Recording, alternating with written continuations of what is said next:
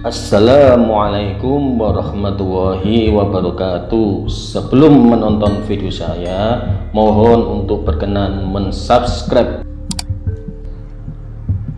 channel saya. Semoga diberikan rezeki yang melimpah, bahagia, sejahtera selama-lamanya. Amin. Video kali ini kita bahas FRSKB PGSD pedagogik yang terbaru ya. Ini ya soalnya ya, ini latihan soal saja ya, soalnya yang belum tentu sama seperti ini, tapi insya Allah konsepnya sama. Ini ada nomor 1 sampai dengan nomor 17, masuk ke KKM. Nomor 16 ini SKBM. Nomor 1, penataan semua kompetensi dasar yang tertuang dalam silabus mata pelajaran ke dalam unit-unit pembelajaran adalah langkah yang harus dilakukan guru dalam menyusun rancangan program pembelajaran, yaitu caranya begini triknya teman-teman. Mana pilihan jawaban yang cocok? Kalau misalkan kita lihat dulu yang A sepertinya cocok ya. Yang A, analisis alokasi waktu. Apakah ini membahas alokasi waktu? Nomor 1 ini tidak ya, tidak membahas alokasi waktu. Oh, ini menyusun ya, ini bukan menyusu ya. Yang C, program tahunan. Apakah ada kata-kata dalam 1 tahun atau dalam semester? Enggak ada, tidak ada. Nomor yang D, program semester, juga tidak ada kata-kata semester. Ini pembahasannya adalah ke dalam unit-unit pembelajaran dan kompetensi dasar ya. Pilihlah jawaban yang ada kata-kata itu, yaitu yang A sudah benar.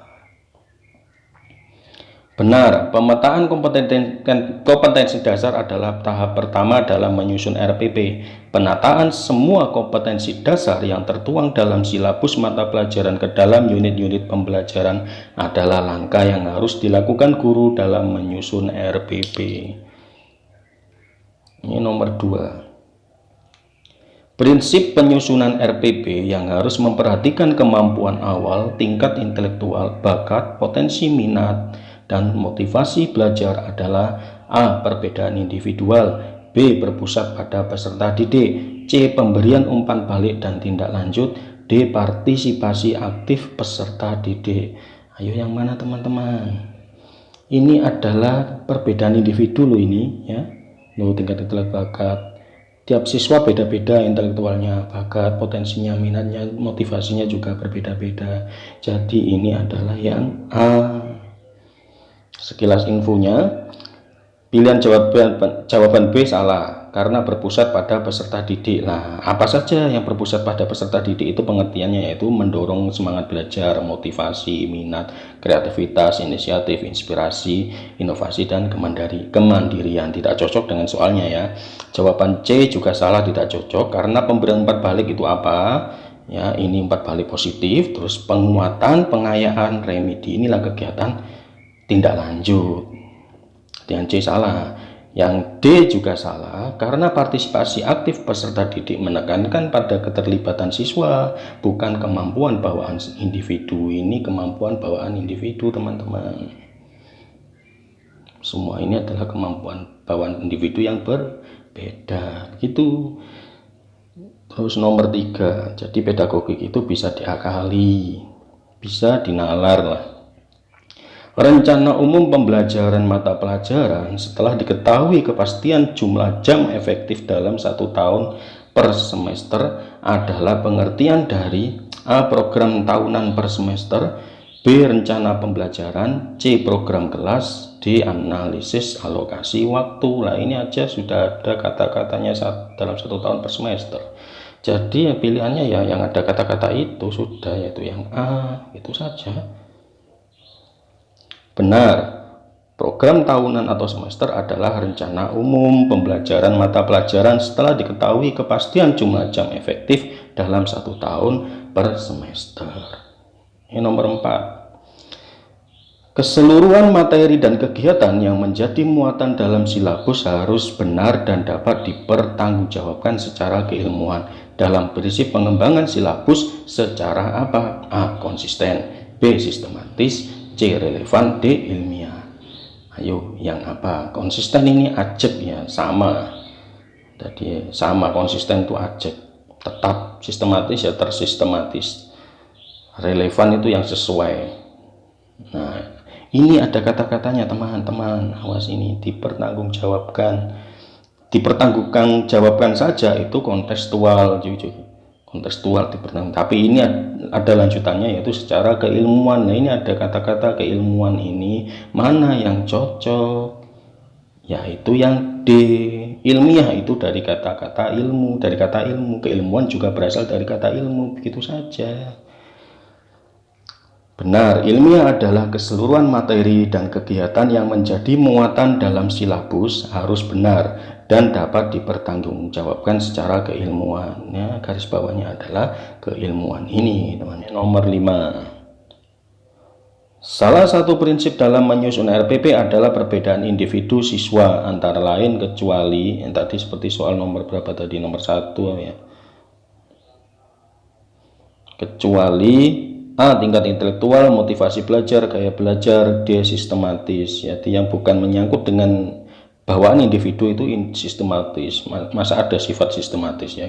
Ini sifat cerdas, sifat termotivasi belajar, gaya belajar. Ini lebih ke sifatnya siswanya, kepribadian siswanya. Sistematis bukan kepribadiannya. Sistematis itu adalah karakteristik menyusun RPP. RPP itu harus sistematis. Itu gampang kan? Ya, nomor 6. Cakupan kedalaman tingkat kesukaran dan urutan penyajian materi dalam silabus harus sesuai dengan tingkat perkembangan fisik, intelektual, sosial, emosional, dan spiritual siswa. Dalam silabus merupakan prinsip apa itu? A. Ilmiah, B. Relevan, C. Sistematis, D. Menyeluruh. Nah, kalau ilmiah tadi kan ada kata ilmunya, keilmuannya. Ini harus sesuai. Tadi saya sudah bilang bahwa relevan itu sesuai. Jadi yang relevan. Nah, dari kata-katanya soal ini sudah kita ketahui bahwa itu relevan. Benar, karena prinsip relevan harus sesuai dengan isi silabus dengan perkembangan siswa. Tadi ada kesesuaian harus sesuai antara isi silabus dengan perkembangan siswa.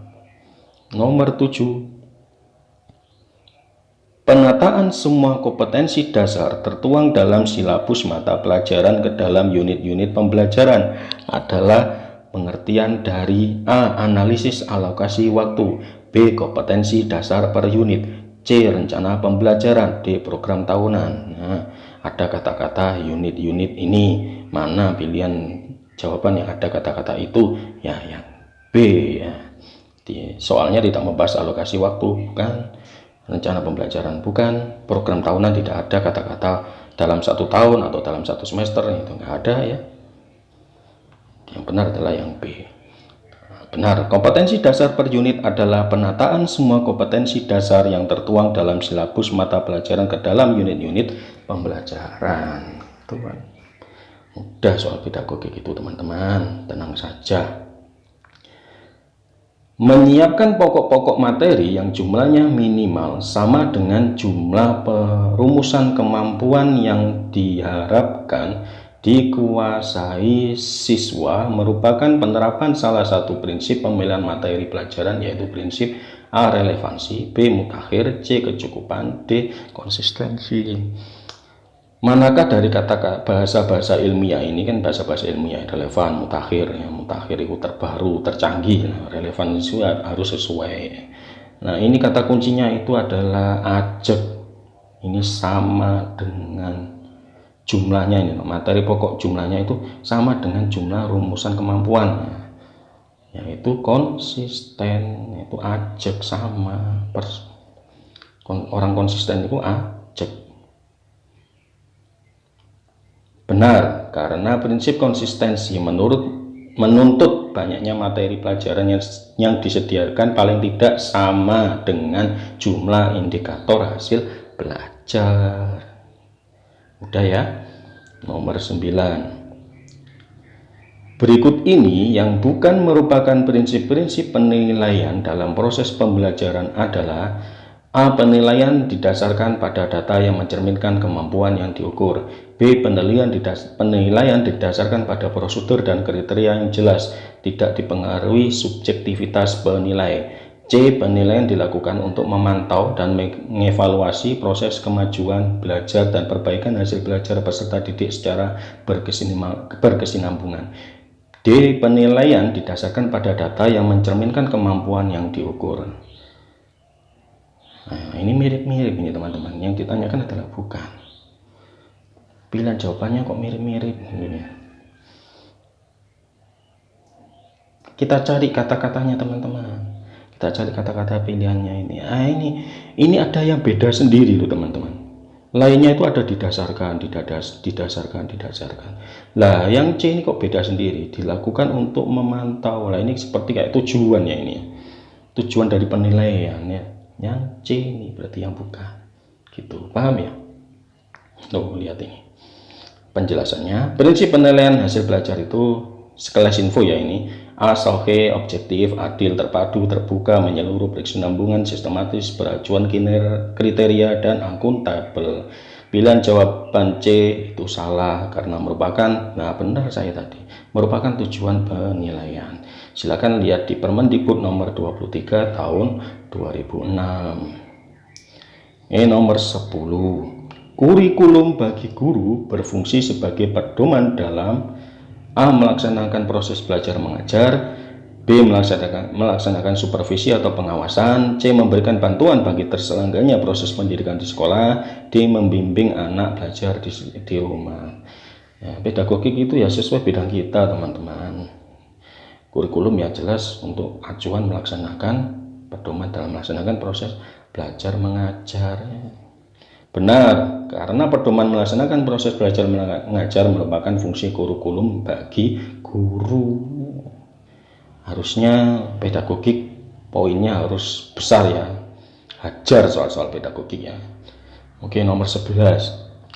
Kurikulum harus mampu mengembangkan sesuatu yang baru sesuai dengan perkembangan yang terjadi dan kebutuhan-kebutuhan masyarakat pada masa sekarang dan akan datang.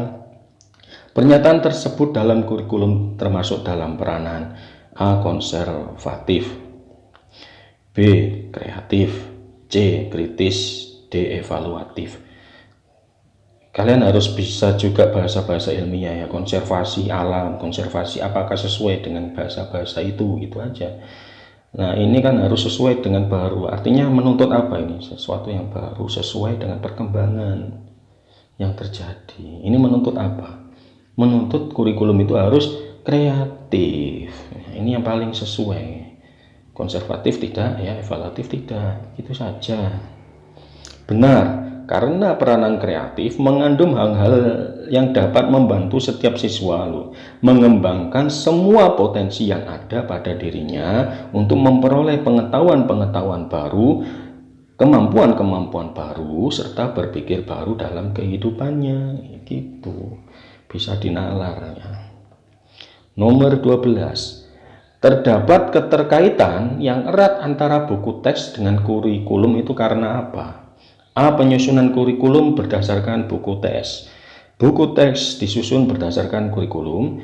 C. Tidak ada kaitannya antara buku teks dengan kurikulum. D. Buku teks disusun tidak berdasarkan kurikulum. Ini ada kata-kata keterkaitan kok. Jadi pilihan yang C dan D ini jelas tidak, yang tidak ada kaitan, tidak berdasarkan. Ini soalnya keterkaitan ya, ada keterkaitan. Jadi kalau enggak A ya B. Nah yang A ini penyusunan kurikulum berdasarkan buku teks, kok kebalik gitu. Ini kebalik. Nah yang B ya, buku teks disusun berdasarkan kurikulum. Begitu ya nalarnya, cara bernalarnya begitu. Benar, buku teks disusun berdasarkan kurikulum sehingga buku teks dapat digunakan sebagai penunjang utama pengeterapan kurikulum. Nomor 13. Pada masa pelajaran IPA di kelas 4 SD dengan topik demam berdarah, guru menugaskan siswa untuk melakukan wawancara terhadap beberapa warga akibat dan sumber terjadinya demam berdarah. Yang dilakukan guru adalah memberikan pengalaman belajar dalam hal apa ini teman-teman? A. Mengembangkan keterampilan berpikir, D. Membangun sikap sosial, C. Memperoleh informasi, D. Mengembangkan minat. Ini soalnya kita lihat keterampilan berpikir, apakah ini wawancara itu keterampilan berpikir? Tidak mengerjakan soal, tidak menganalisa penelitian juga tidak. Wawancara ini lebih ke apa sih teman-teman? Untuk mencari sumber informasi. Ya, berarti yang C, sikap sosial itu ya harusnya ya ada tindakan tolong menolong atau mungkin terjun langsung dalam kerja bakti di masyarakat, tugasnya seperti itu. Ikut kerja bakti itu membangun sikap sosial ya. Mengembangkan minat juga bukan. Jadi mudah sekali kok pedagogik itu, karena memperoleh informasi dapat diperoleh pada saat yang sama ketika siswa sedang belajar memecahkan masalah. Ini kuncinya kalau menurut saya adalah wawancara ini. Nomor 14. Dalam suatu pelajaran, guru menyuruh siswa ke perpustakaan untuk menonton tayangan terjadinya tsunami di Aceh. Guru tersebut dalam proses mengajar telah menggunakan media. Media yang digunakan adalah A. Audio, B. Visual, C. Audio visual, D. Proyeksi. Ini memang menonton itu visual, tapi jelas ada suaranya, yaitu berarti ya audio visual. Itu saja ya. Oke, nomor 15. Untuk membantu siswa menguasai kemampuan menggambar berbagai bangun datar, guru menggunakan poster berbagai gambar bangun datar dalam kegiatan pembelajaran. Pemilihan media tersebut didasarkan pada kesesuaian dengan A. Karakteristik media, B. Tujuan pembelajaran, C. Karakteristik siswa, D. Situasi dan kondisi kelas. Nah, ini soal ini mengarah kemana sih teman-teman? Untuk ini loh, untuk membantu siswa agar mampu menggambar berbagai bangun datar. Artinya penggunaan poster itu sesuai dengan tujuan pembelajaran. Begitu melogikakan itu. Nah, sesuai dengan tujuan pembelajaran. Oke, nomor 16. Nah, kita menganalisa tabel ya. Perhatikan tabel, langsung saja ke sini aja lah. Berdasarkan data tersebut dapat disimpulkan bahwa Nana A lulus dengan jumlah nilai yang diperoleh lebih tinggi dari SKBM. Standar ketuntasan belajar apa ini SKBM? Standar ketuntasan belajar minimal. Standar ketuntasan belajar minimal.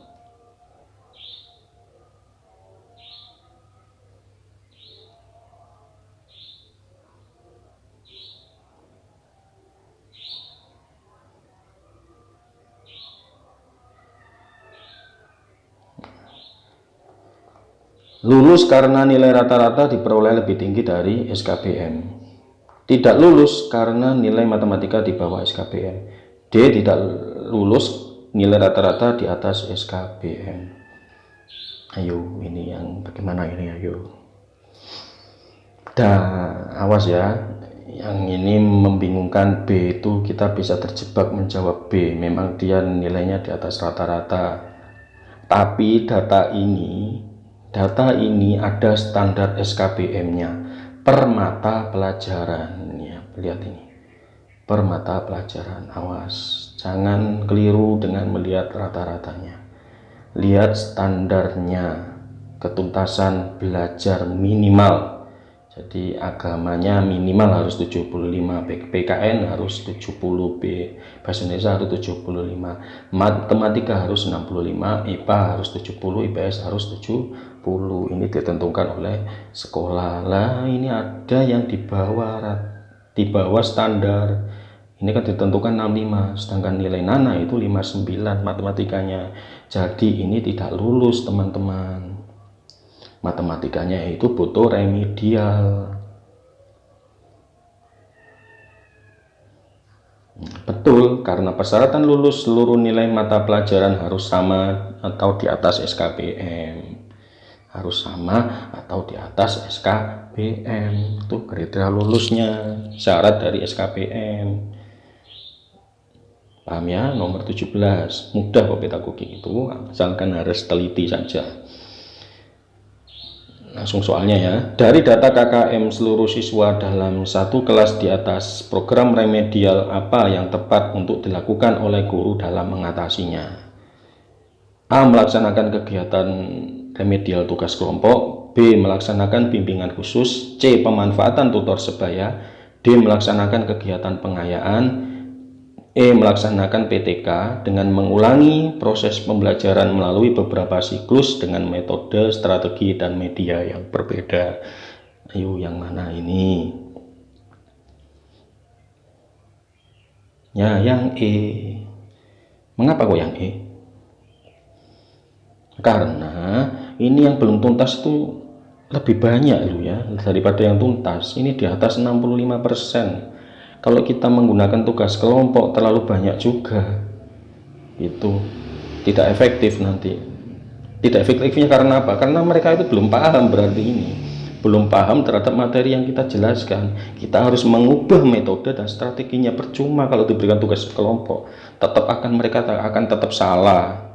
Bimbingan khusus juga tidak efektif. Masa harus tiap siswa sebanyak 17 ini satu siswa dibimbing sampai 17, ya kelamaan, nggak efektif.